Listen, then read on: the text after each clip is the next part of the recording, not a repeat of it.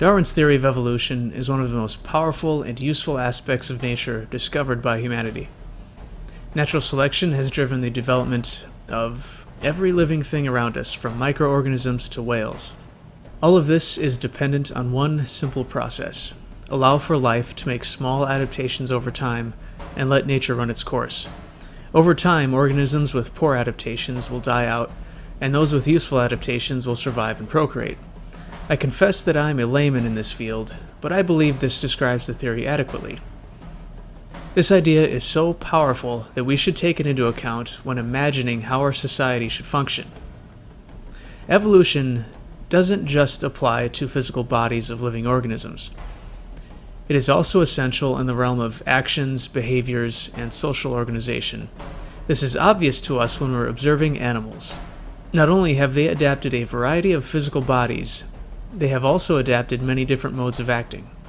As these actions are tested by evolution, the successful ones form the basis for behaviors, and these are used to build complex interactions that lead all the way up to social organizations, both simple and highly complex. The human animal is not immune to this. The world is not static, and from the organism to the society, if you don't adapt, you die. This might sound strange, but I believe we have developed a society that directly hinders the process of adaptation represented in the theory of evolution. In the United States and virtually the rest of the world, the freedoms of human beings have been restricted to the point that new adaptations in behavior, mainly social and economic, are difficult to get permission to engage in, or are outright outlawed. The state has injected itself into nearly every avenue of a citizen's life. For the sake of brevity, I will list some of the most important ways it has restricted human behavior and societal adaptation. To start a business, you must ask the state for permission and then play by their many, many rules. A great number of professions require that you get a license from the state. This includes rather unsophisticated things like hairdresser and interior designer.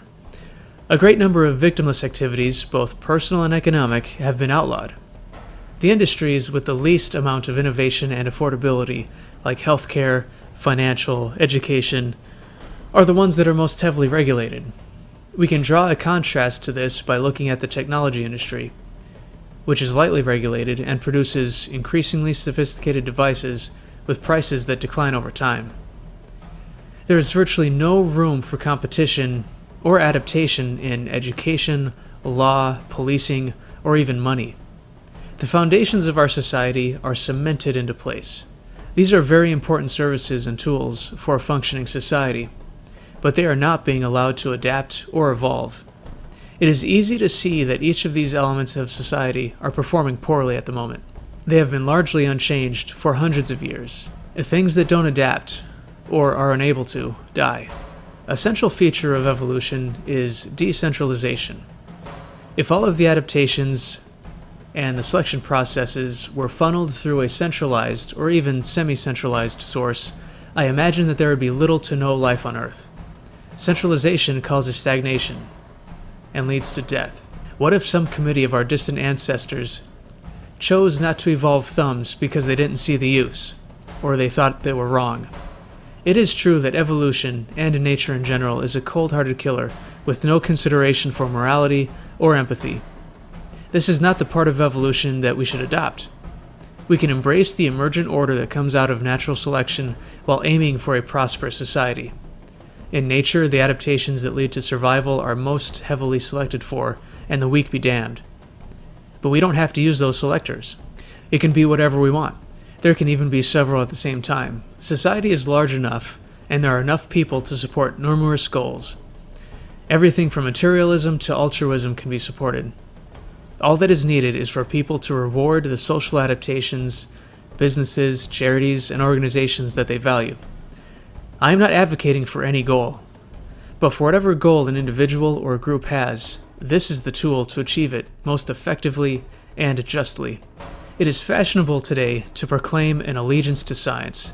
It is equally fashionable to accuse our opponents of still believing in the four humors. Evolution has shown us how to create order out of chaos. It has created a staggering amount of biodiversity. All that is needed is freedom for actors to adapt to her environment and allow nature to choose which is successful. In human terms, this means that people should be able to act peacefully in any way they want, and over time we can discover the best possible adaptations for society. Nothing is perfect, and I do not claim that we will reach utopia. We face many social complex issues, and we need as many minds as possible experimenting to find the best social adaptations. Liberty is evolution. It has been an extremely powerful and proven force in nature, and we can use it for so much more. The state, or some centralized authority, cannot discover the best societal adaptations on their own. To do so is to replace God with the state in Genesis. I propose we abandon state creationism and embrace evolution.